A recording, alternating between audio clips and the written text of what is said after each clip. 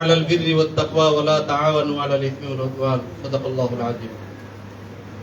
বাংলাদেশ জাতীয় ইমাম সমিতি সিলেট মহানগরী শাখার উদ্যোগে আয়োজিত সার্বিক সহযোগিতায় জালালাবাদ লিভার ট্রাস্ট কর্তৃক আজকের এই অনুষ্ঠানের সম্মানিত প্রধান অতিথি, প্রধান মেহমান, বিশেষ মেহমানবৃন্দ এবং আমাদের সিলেটের গৌরব, সিলেটের রত্ন, যিনি ঢাকা মেডিকেল বিশ্ববিদ্যালয়, বঙ্গবন্ধু মেডিকেল বিশ্ববিদ্যালয়ের বিভাগীয় প্রধান, লিভার ক্যান্সার বিষয়ক, এবং এই নগরীর সম্মানিত ইমাম সাহেববৃন্দ, প্রত্যেক ওয়ার্ড থেকে আমরা নিয়ে আসি, নবগঠিত ওয়ার্ড সহ প্রত্যেক ওয়ার্ড থেকে আমরা প্রতিনিধি ইমাম সাহেব নিয়ে আসি এবং অনেক মুতল্লি সাহেবকে আমরা দাওয়াত দিয়েছি। আলহামদুলিল্লাহ অনেক মসজিদের মুতল্লি সাহেব আসছেন।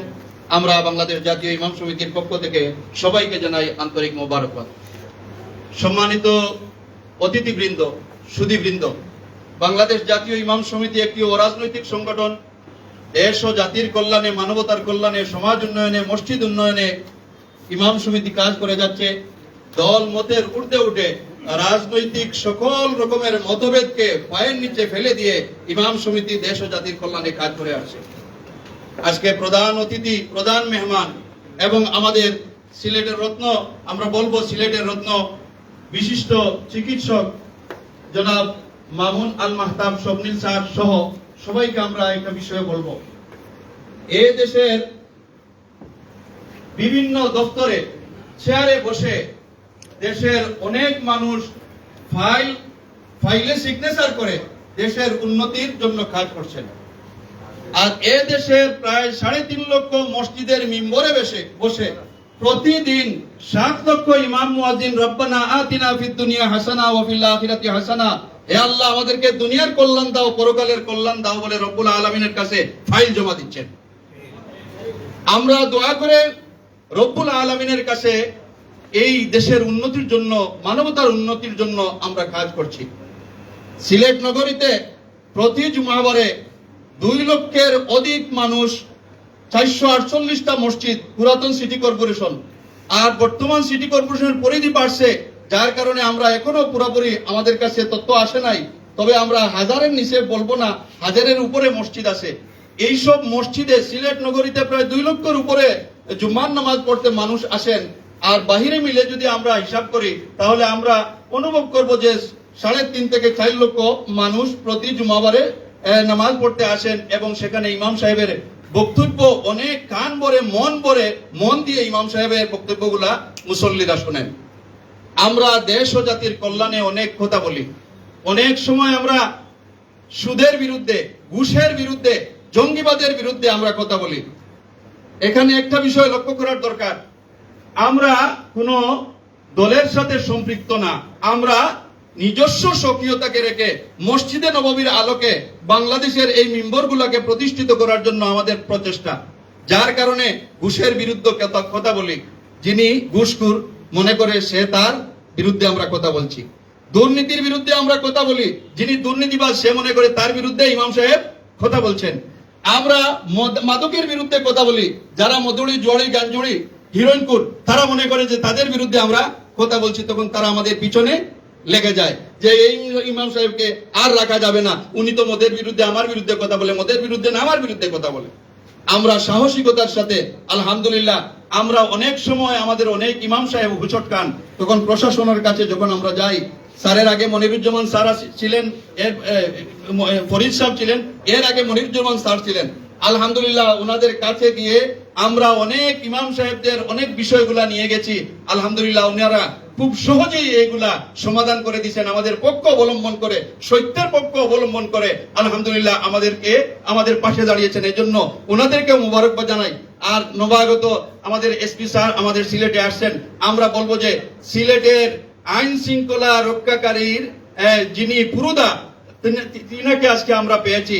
আমরা বলবো যে স্যারও ইনশাল্লাহ আমাদের সাথে থাকবেন। আমরা অন্যায়ের বিরুদ্ধে কথা বললে স্যার আমাদের সাথে থাকবেন, আমরা মাদকের বিরুদ্ধে কথা বললে স্যার আমাদের সাথে থাকবেন, আমরা দুর্নীতির বিরুদ্ধে কথা বললে স্যার আমাদের সাথে থাকবেন, আমরা অনৈতিক কাজের বিরুদ্ধে কথা বললে স্যার আমাদের সাথে থাকবেন। এখানে মৌলানা রশিদ আহমদ সাহেব আছেন, 2 নম্বর ওয়ার্ডের সেক্রেটারি, আসেন একটু দাঁড়ান। এই যে মৌলানা রশিদ আহমদ সাহেব, জি আমরা উনার এলাকায় একটা গান হবে, উনি আমাকে ফোন দিচ্ছেন যে সভাপতি সাহেব আমার এলাকায় গান হবে, এখানে গানকে লক্ষ্য করে মদ জুয়া হাউজি এগুলা ওপেন চলে, স্যার সভাপতি সাহেব আপনার আমাদের ডিসি সাহেবকে একটু বলে দেন। আমি সিলেট থেকে সুনামগঞ্জের ডিসি সাহেবকে বলছি যে স্যার এইভাবে একটা দুর্ঘটনা ঘটতেছে, আমাদের একজন ইমাম সাহেব এখানে বলছেন, উনি বললেন যে আমি ইমাম সাহেবের পক্ষে হয়ে কাজ করব। আলহামদুলিল্লাহ এক ইমাম সাহেবের প্রচেষ্টায় সেখানে আর এইরকম একটা অকর্ম হয় নাই। আল্লাহ পাক রব্বুল আলামিন ওই এলাকার মানুষকে হেফাজত করছেন। সম্মানিত সুধীবৃন্দ, মেহমানবৃন্দ, লিভার ক্যান্সার, এই লিভার ক্যান্সার একটা মারাত্মক রোগ। এইটা আমি বলবো যে আমাদের হুজুরদের একটু বেশি হয়। সিলেটে যতজন হুজুর ইন্তেকাল করেছেন বেশিরভাগ দেখা যায় যে লিভার ক্যান্সারে আক্রান্ত হইয়া ইন্তেকাল করেছেন। আমাদের শাহ নজরুল ইসলাম সাহেব বলেছেন যে তার কারণ কি?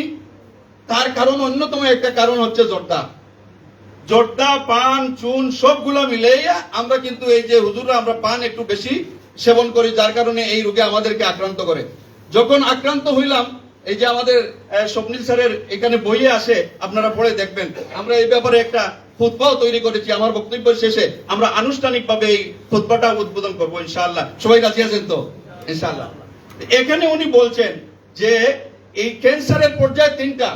প্রথম নম্বরের ক্যান্সার যেটা, প্রথম স্তরের ক্যান্সার যেটা, সেইটা আমার মুখকে কন্ট্রোল করলে ক্যান্সারটা ভালো হয়ে যায়। দ্বিতীয় রকমের হচ্ছে দ্বিতীয় স্টেপের, যে এইটা ঔষধ করলে ভালো হয়ে যায়। আর তৃতীয় রকমের হইছে যেটা হইলে আর ঔষধেও কি করে না, কোনো কাজে আসে না। তখন কিন্তু আমি মসজিদের ইমাম যদি হই, তাহলে দেখা যাবে যে গত কয়েকদিন আগে আমাদের একজন ইমাম সাহেব মারা গেছেন। গত কয়েকদিন জল্লারপাড় মসজিদের ইমাম সাহেব মারা গেছেন। আমাদের সিলেটের একজন কম্পিউটার ম্যান ছিলেন, এই সুলতান মাহমুদ কম্পিউটার, হয়তো অনেকে চিনেন।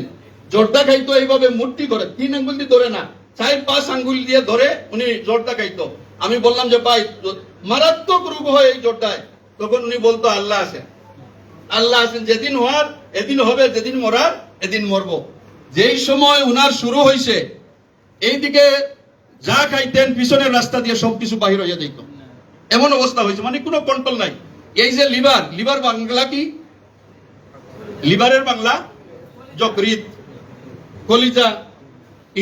ইংরেজিতে বলে কি? লিভার। আরবিতে বলে কি? সির। রসুল করিম সাল্লাল্লাহু আলাইহি ওয়াসাল্লামের সকল গোপন তত্ত্ব কার কাছে ছিল? সিরের রসুল কাকে বলা হইতো? হুযায়ফা রাদিয়াল্লাহু তাআলা। তাহলে বোঝা গেল যে শরীরের যত গোপন সব কোন জায়গা কন্ট্রোল করে? লিভার কন্ট্রোল করে। এই লিভার যদি সুস্থ না থাকে তাহলে আমি সুস্থ না, লিভার যদি ভালো থাকে তাহলে আমি ভালো। আজকে আপনাদেরকে আমরা দাওয়াত দিয়ে এনেছি। আমাদের স্বপ্নিল স্যার এই যে একটা ব্যবস্থাপনা এটা করেছেন, আমরা আশা করব যে স্যারকে আমরা কাছে পাইছি। স্যারের একটা টিকিট নিতে হইলে 1 মাস অপেক্ষা করতে হয়। এখানে এই যে আমাদের নয়ারপুর মসজিদের ইমাম সাহেব, উনি বলছেন যে কত কষ্ট করে, কত মাধ্যম করে স্যারকে আমরা একটা টিকিট সংগ্রহ করেছি, কিন্তু আজকে কোনো টিকিট লাগে নাই, আজকে ডাইরেক্ট স্যারকে পাইছি। বলেন আলহামদুলিল্লাহ। আল্লাহ তাআলা স্যারের নেক হায়াত দান করুক, সবাই বলি আমিন। সুস্থতা দান করুন, সবাই বলি আমিন। প্রধান অতিথি যিনি আসছেন, এই সিলেটের উন্নয়নে, সিলেটের আইন শৃঙ্খলা রক্ষার্থে আল্লাহ তাআলা যেন ওনাকে আরো শক্তি দান করেন, সাহস দান করেন, মেধা প্রজ্ঞা দান করেন, সবাই বলি আমিন। সবার সুস্থতা কামনা করছি। এবং আজকে অতিথিবৃন্দ এসে আমাদেরকে ধন্য করেছেন, অতিথিবৃন্দকে বাংলাদেশ জাতীয় ইমাম সমিতি সিলেট মহানগরী শাখার পক্ষ থেকে আন্তরিক মোবারকবাদ জানিয়ে আমি আমার কথা এখানেই সমাপ্ত করছি। ধন্যবাদ সবাইকে। আসসালামু আলাইকুম ওয়া রাহমাতুল্লাহ। মারহাবা হযরত মাওলানা হাবিব আহমদ শিহাব সাহেব, সভাপতি বাংলাদেশ জাতীয় ইমাম সমিতি সিলেট মহানগর। সম্মানিত উপস্থিতি, এই পর্যায়ে আপনাদের সামনে আলোচনা নিয়ে আসছেন শেখুল হাদিস আল্লামা উবাইদুল্লাহ ফারুক সাহেব ঢাকা। শেখুল হাদিস আল্লামা উবাইদুল্লাহ ফারুক সাহেব ঢাকা।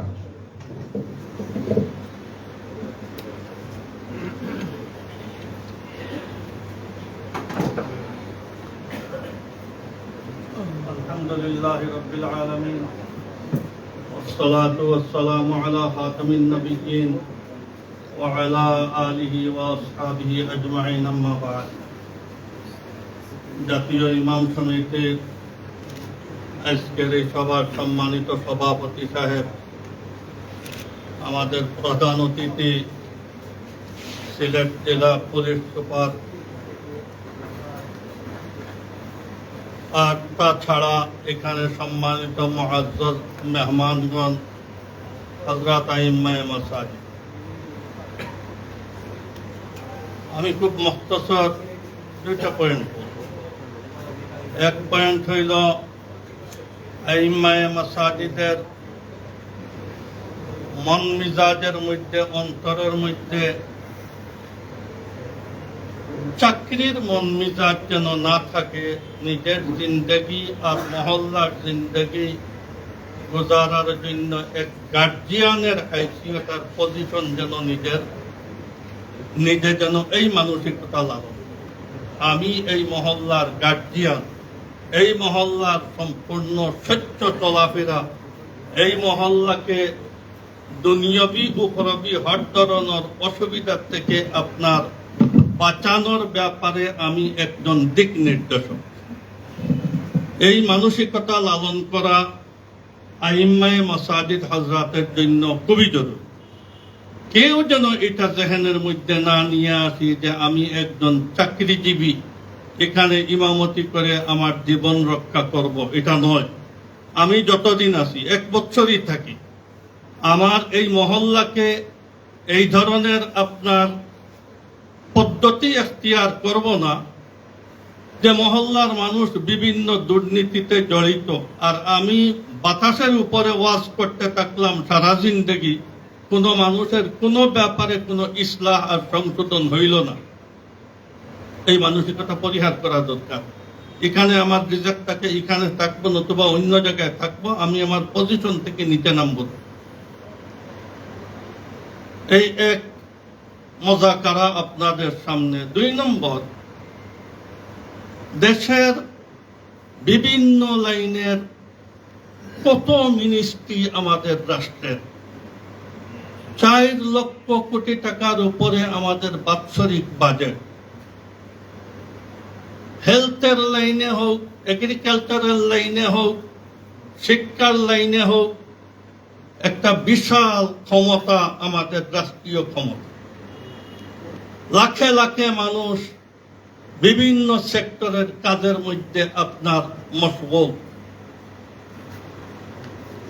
এর মধ্যে কোন ধরনের বাজেট ছাড়া, কোন ধরনের বিশাল আপনার আয়োজন ছাড়া মানুষের দিন আর ইমান রক্ষা করার জন্য উলামায়ে কেরাম মেহনত করতেছে। আর এই দেশের সারা দুর্নীতির মূল হইল মানুষের মধ্যে দিনদারির চেতনা নেই, আখিরাতের ভয় ভীতি নেই, মৌতকে আপনার মানুষ ভুলে গিয়েছে। তার শুধু প্রতিকারের জন্য আর এর সংশোধনের জন্য আইম্মায়ে মাসাজিদ আর কওমি মাদারিস। যার কারণে আজকে যে উদ্যোগ আপনারা গ্রহণ করেছেন, আল্লাহ তাআলা কামিয়াব করুক। তবে আমি একটা ব্যাপারে আপনাদের মনোযোগ আকর্ষণ করতেছি, মসজিদ যেন দুনিয়াদারি বিভিন্ন মিনিস্ট্রির আপনার প্রাথমিক কেন্দ্রবিন্দু না হয়, মসজিদ হেদায়েতের কেন্দ্রবিন্দু। এই দেশের মানুষের আখলাক আর চরিত্রকে ঠিক করা, সচ্চ আহলুস সুন্নাত ওয়াল জামাআতের আকীদা শিখানো, মসলা মাসাইল শিখানো, আহকামাতের ব্যাপারে মানুষকে সচেতন করা, এটা আইম্মায়ে মাসাজিদের সবচেয়ে আপনার বড় জিম্মাদারি। আপনারা যদি হেলথের জিম্মাদারিও নিয়ে নেন, এগ্রিকালচারের জিম্মাদারি নিয়ে নেন, হাঁস মুরগি পশুপালনের জিম্মাদারি নিয়ে নেন, মৎস্য খামারের জিম্মাদারি নিয়ে নেন, তাহলে তো মসজিদ হেদায়েতের কেন্দ্রবিন্দু থাকবে না, এটা তো হয়ে যাবে দুনিয়াদারি জিনিসের বিভিন্ন মিনিস্টার আপনার প্রথম কেন্দ্রবিন্দু। যার কারণে জাতীয় ইমাম সমিতির কাছে আমার এই আরো সময় সময় এই ধরনের প্রোগ্রাম করেন, কিন্তু মসজিদকে দুনিয়াদারি জিনিসের যেন মরকজ না বানান, এটার জন্য আমাদের রাষ্ট্র আছে, 4 লক্ষ কোটি টাকার উপরে তার বাজেট আছে, লাখে লাখে মানুষ প্রত্যেক সেক্টরে কাজ করতেছেন, তাদের কাজ এটা আপনার একদম পাড়াগায়ে পর্যন্ত পৌঁছানোর জন্য তারাই চেষ্টা করবে। আপনারা যে কোনো প্রোগ্রামে লব্বায়েক বলিয়া, আর ইসলামের মধ্যে সবটারই দলিল আছে, কিন্তু রুহানিয়তের আপনার আর মানুষের ইমান রক্ষার ব্যাপারে সবাই সচেতন হওয়া দরকার। আপনারা লিভার ক্যান্সারের কথা বলতেছেন, লিভার ক্যান্সার এর প্রতিরোধের জন্য এই দেশে কোটি কোটি টাকার বাজেট আছে। হ্যাঁ, আপনারা মানুষের আমাদের মোল্লা নজরুল ইসলাম সাহেব বলতেন সারা বয়ানের মাঝখানে কয়েক মিনিট এই ব্যাপারে মানুষকে মোতাবজ্জ করেন। আলহামদুলিল্লাহ, খুবই ভালো, এটা খিদমতে খল। তবে ইমানের ক্যান্সারের ব্যাপারে প্রতিরোধে সরকারের কাছে কোনো বাজেট নেই, সরকারের কোনো মিনিস্ট্রি নেই। লিভার ক্যান্সার হয়ে মানুষ মারা গেলে জাহান্নাম জরুরি নয়, কিন্তু ইমান ক্যান্সারে মানুষ মারা গেলে কোটি কোটি বছরের অগ্নিকুণ্ডের মধ্যে নিপতিত হবে। যার কারণে আল্লাহে মেহরবানি এইসব আউটের প্রোগ্রাম আউট হিসাবে রাখবেন, কিন্তু মূল প্রোগ্রাম রাখবেন মানুষের ইমান, ইসলাম, আখলাক আর চরিত্রকে গঠন করা। এখান থেকে এই আপনার কালার যেন মসজিদের কালার যেন মসজিদি কালারের থাকে, এটা অফিসিয়াল কালার বানাবেন। আরো একটা কথা আপনার বলবো, এটা হলো এই, আমি আপনাদের কাছে একটা প্রোগ্রাম দিতে চাই। এই দেশের বিভিন্ন পরিবারের ভিতরে আগুন জ্বলতেছে, যেগুলা মানুষের মুখ খুলে বলতে পারে না। এটা হলো স্বামী স্ত্রীর সাথে আপনার মিল নাই, ছেলেকে শাদী করে আনার পরে শ্বশুর শাশুড়িকে দেখতে পারে না, স্বামীকে নিয়ে সেপারেট হইতে চায়, বিভিন্ন ধরনের জাদুটুনা চলে, সব জায়গায় হুজুরদের আপনার বাসায়ও চলে। আমার আপনাদের কাছে গুজারিশ, আপনারা মসজিদে আসেন, শুধু নামাজ পড়াবেন না। আমি দুইটা প্রোগ্রাম আপনাদেরকে দিতে চাই, খুবই মেহরবানি হবে, আর হাজারো রাকাত নামাজ থেকে বেশি সওয়াব পাবেন। এটা হইল আপনার জরুরিয়াতে দিনের মসলা মাসাইল, অফিস আদালতে যিনারা কাজ করেন, ব্যবসা বাণিজ্য যিনারা থাকেন, ক্ষেত খামারে যিনারা থাকেন, এনাদের জন্য জরুরিয়াতে দিন, নিত্য প্রয়োজনীয় দিন, যেটা ছাড়া আপনার জীবন চলার কোনো উপায় নাই। এই জরুরিয়াতে দিনের মধ্যে ওযু, গোসল, নামাজ, এইসব যে সময় ইবাদত শেষ হবে, তখন আপনার পারিবারিক জীবন, আব্বা আম্মার সাথে, এরপরে আওলাদের সেবা আর তরবিয়ত কিভাবে হবে, এই পারিবারিক জীবন, এরপরে হইল সামাজিক জীবন, এইসব ব্যাপারে জরুরিয়াতে দিনের আলোচনার জন্য কোনো এক শুক্রবারে হোক বা মহল্লার মানুষের সাথে মশওয়ারা করে সপ্তাহে 1 ঘন্টা যে কোনো এক টাইমে মহল্লার সর্বজনকে নিয়ে, আপনার স্কুল কলেজের ছাত্র, টিচার সবাইকে নিয়ে জরুরিয়াতে দিনের আপনার একটা ক্লাস, সপ্তাহে 1 ঘন্টা একদিন। আর মহল্লার মানুষের সাথে পরামর্শ করে যে কোনো এক বাসায়, অত্র মসজিদ মহল্লার এক আপনার মরকজে হোক বা 2 জায়গায় হোক, সব মেয়েদেরকে জরুরিয়াতে দিনের মশাই ওযু গোসল শিখানো। এই দেশের 98% মেয়েরা হায়েজ নেফাসের মশলা জানে না, তাহলে আমরা লক্ষ লক্ষ উলামা একরাম এখানে বসবাস করি, আর এই দেশের মেয়েদেরকে তাহারতের মশলা জানাইতে পারলাম না, তার কোনো প্রোগ্রামও নিলাম না, আমাদের কি জিন্দেগি। যার কারণে আল্লাহে মেহরবানি, এই মহানগরী যদি মডেল হয়, আর এই মহানগরী যদি এই প্রোগ্রাম আরম্ভ করে মহিলাদের জন্য জরুরিয়াতে আপনার দিনের যদি তালিম দেওয়া হয়, তাহলে এই 2 প্রোগ্রামে দুনিয়াবি উখরাবি, ইসলামের লাইনের আর আপনার দুনিয়াদারি লাইনের 90% দুর্নীতি খতম হয়ে যায়, 90% দুর্নীতি খতম হয়ে যায়। এক এক পরিবার আপনার মায়া মমতার পরিবার হবে, পরিবার থেকে যত ঝামেলা আছে সম্পূর্ণ দূর হয়ে যাবে, আর দ্বীনি মাহৌল আর পরিবেশ তৈরি হবে।